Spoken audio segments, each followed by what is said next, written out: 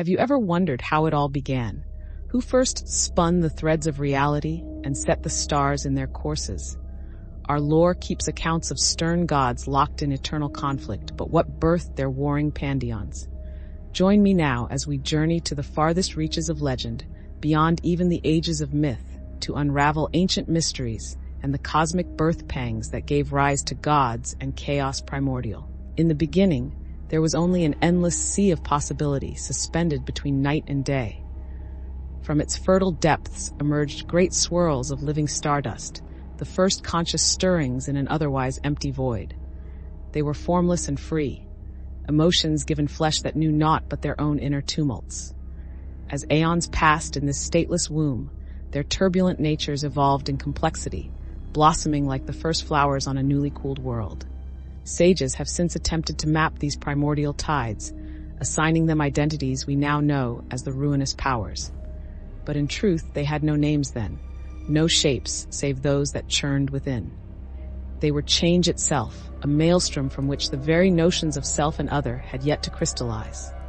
All that existed was an endless cyclonic dance, an ecstatic music played by feelings with no fixed form. Little did these firstborn forces know the chains of fate already winding around them. For as their rapture storms grew in intensity, gathering momentum across the epochs, the patternless weave began to coalesce. Identity took root where before had been only impulse and fluctuation.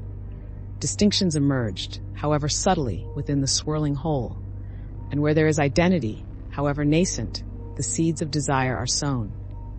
The first beings wished to know their nature, to experience all that they were in separate joy instead of blended immersion. In seeking this, the great sympathy that had nurtured them turned to discord.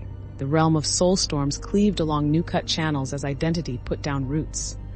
Where once had been commingled rapture, now surged singular tides with names like Korn and Slanesh, Tzeentch and Nurgle. And as their powers took shape apart from the whole, so too was birthed the first true emotion: jealousy. Each god envied the other's newfound autonomy, as yet unaware that in separateness lies not freedom, but new forms of chains. The age of strife had begun, and in the bloodshed of family against family did the gods truly come into their terrible inheritance. But that, my friends, is a tale for another time.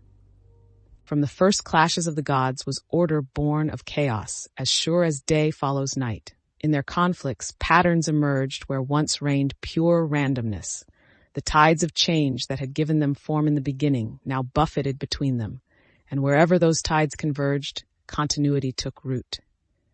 Thus did the stage of the material realm first take shape, in the gods' early trials of strength against one another. And in the manner of all children learning to walk, their initial fumblings brought both progress and destruction.